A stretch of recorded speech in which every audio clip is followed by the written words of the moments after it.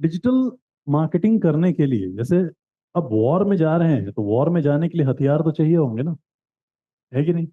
So digital marketing के लिए भी आपको चाहिए होता है प्लेटफॉर्म।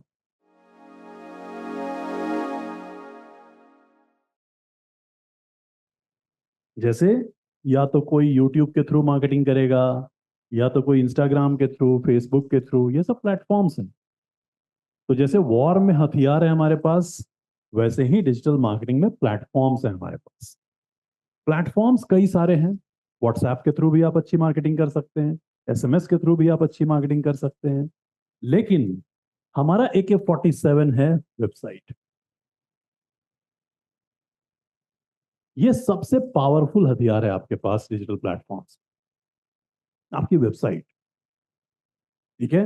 वेबसाइट को लेकर के हम में बहुत सारे मिस इन्फॉर्मेशन भी हैं कई तरह। कई बार हमें लगता है अच्छा अच्छा चलो एक वेबसाइट बना दी काम हो गया, ऐसा नहीं है।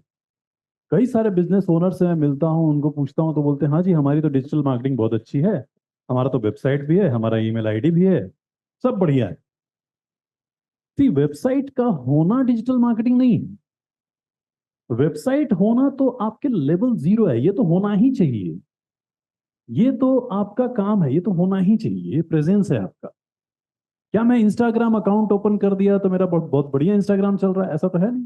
वो तो आपने अकाउंट ओपन किया ना। वेबसाइट एक पावरफुल चीज है अगर उसे सही तरीके से यूज किया जाए तो।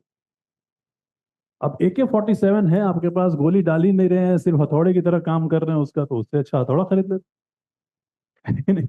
उसे ठोक के कील मार रहे हैं आप। तो वेबसाइट बहुत पावरफुल चीज है अगर सही से इस्तेमाल किया जाए तो। और ये आपके प्रेजेंस में सबसे पावरफुल चीज है। क्यों सबसे पावरफुल है? क्योंकि इसके ऊपर आपका 100% कंट्रोल है। आपका 100% कंट्रोल है आपकी वेबसाइट पे। क्या आपका 100% कंट्रोल आपके इंस्टाग्राम पे है? नहीं। जिस दिन मार्क जुकरबर्ग चाह जाएगा एक नया रूल लेके आ जाएगा और आपको वो फॉलो करना पड़ेगा। क्या आपका 100% कंट्रोल यूट्यूब पे है? नहीं। एक दिन नया रूल आएगा, चीजें बदल जाएंगी। क्या आपका 100% कंट्रोल अमेजोन के लिस्टिंग पे है? नहीं। अमेजोन एक दिन रूल चेंज कर देगा, आपको फॉलो करना पड़ेगा। लेकिन वेबसाइट ऐसी चीज है जहां पे 100% कंट्रोल हमारा होता है। आप जो करना चाहें कर सकते हैं, जैसे करना चाहें कर सकते हैं। तो फ्रीडम के एंगल से भी बहुत इंपॉर्टेंट। 24/7 कैटलॉग है ये, 24 घंटे, रात को 3 बजे भी स्टेज के बारे में अगर जानना है, वेबसाइट खोलिए पढ़ लीजिए। 24 घंटे रनिंग चीज है। तो ऐसा मार्केटिंग कैटलॉग जो हमेशा रनिंग है, राइट। तो वेबसाइट के कई सारे फायदे हैं। ऐसे भी आपने ऑब्जर्व किया होगा कि आप अगर किसी की वेबसाइट विजिट करते हैं और उसके बाद अगर आप जाते हैं मान लीजिए यूट्यूब पे या इंस्टाग्राम पे, आपको उस कंपनी के एड्स दिखाई देने शुरू हो जाते हैं, राइट। सो मैं गया एक्स कंपनी की वेबसाइट पे और उसके बाद मैं यूट्यूब पे आया तो उसके ऐड शुरू हो गए। वेबसाइट के कई तरीके से इस्तेमाल होते हैं, हम लोग भी सीखेंगे रिटारगेटिंग करना वगैरह। बट ये तय है कि website is the most powerful presence you have on digital platforms. ठीक है। आज से हम लोग यही सीखेंगे कि कैसे हम वेबसाइट बिल्ड करें, डिजाइन करें, और डिजाइन करने के बाद कोई ऐसी 5 पेज वाली वेबसाइट ना बनाएं, बल्कि फुल पावरफुल वेबसाइट कैसे आप बिल्ड करेंगे। ठीक है।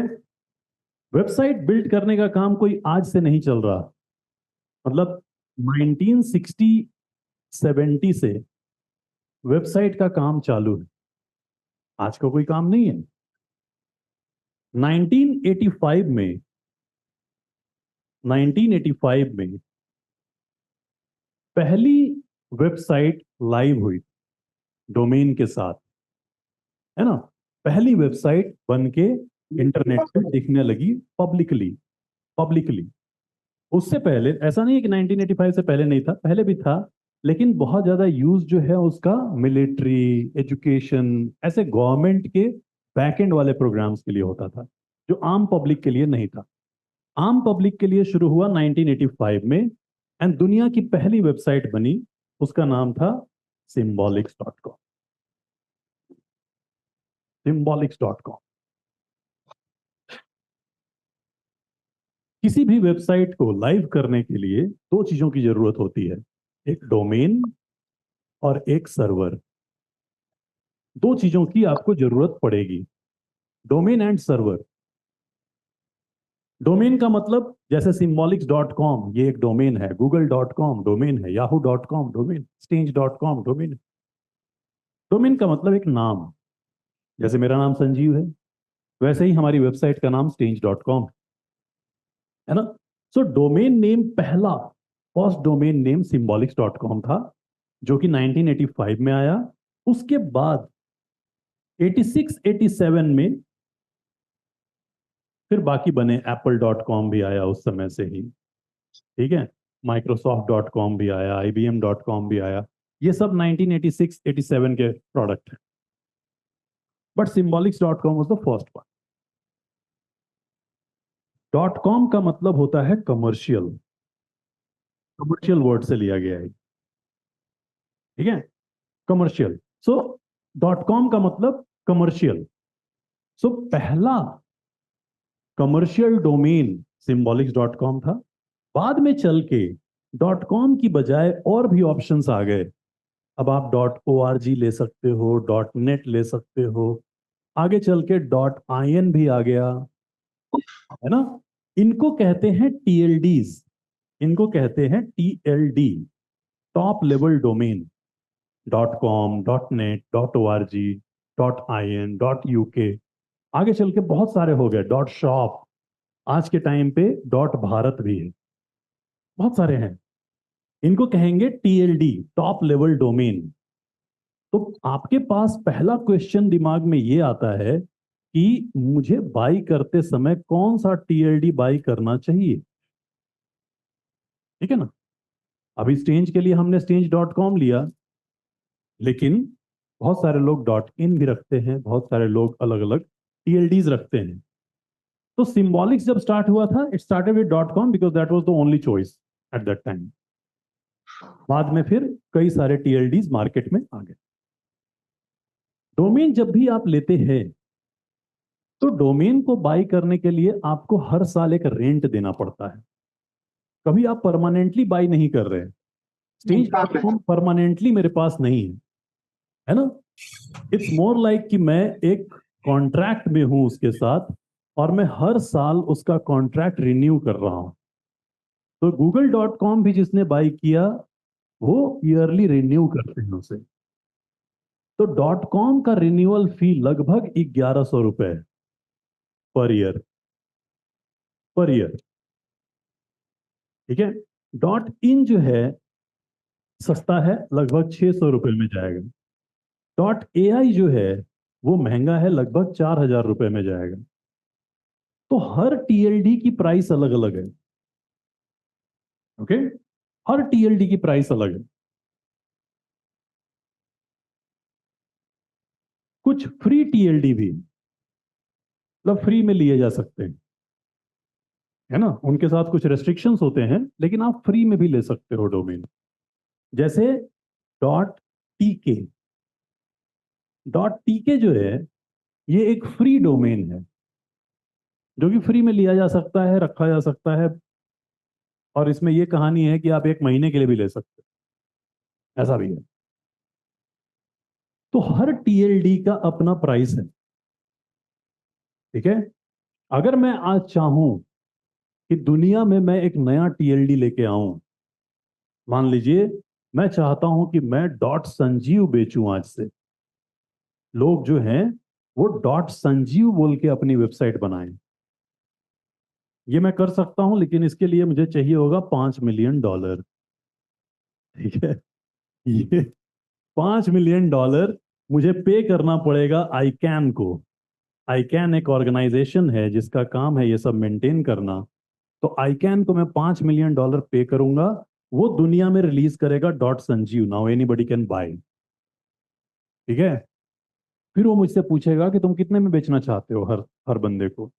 तो मैं बोलूंगा जी मेरे तो ज्यादा कस्टमर होंगे नहीं, एक काम करते हैं 1 लाख रुपए में 1 साल का रहेगा, ठीक है। तो ये मेरे पे डिपेंड करता है फिर। अब अगर लोग बाई करेंगे तो मेरा 5 मिलियन निकलेगा, नहीं तो नहीं निकलेगा, डूब जाएगा पैसा। ठीक है, तो ऐसा नहीं है कि हर कोई टीएलडी स्टार्ट कर लेगा खुद का, उसके लिए आपको डिपॉजिट देना पड़ता है। लेकिन इंडियन गवर्नमेंट ने लिया हुआ है डॉट भारत, ये है।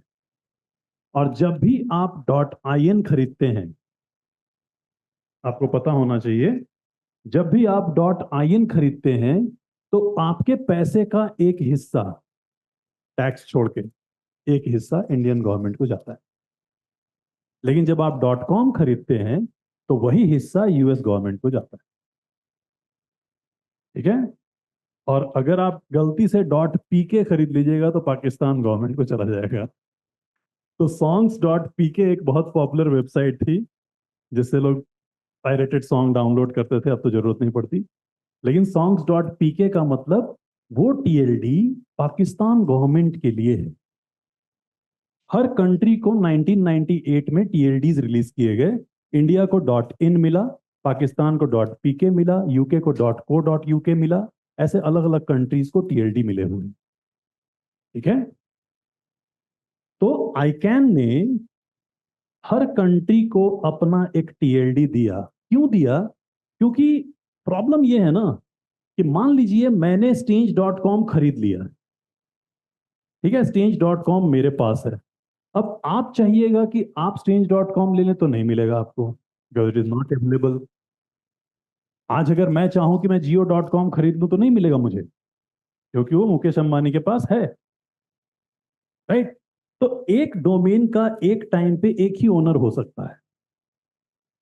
अब मान लीजिए किसी ने Stinge के नाम से कोई हॉस्पिटल चालू कर दिया और वो चाहता है कि Stinge.com उसकी वेबसाइट हो जाए, नहीं हो सकती, वो तो ले ही नहीं पाएगा।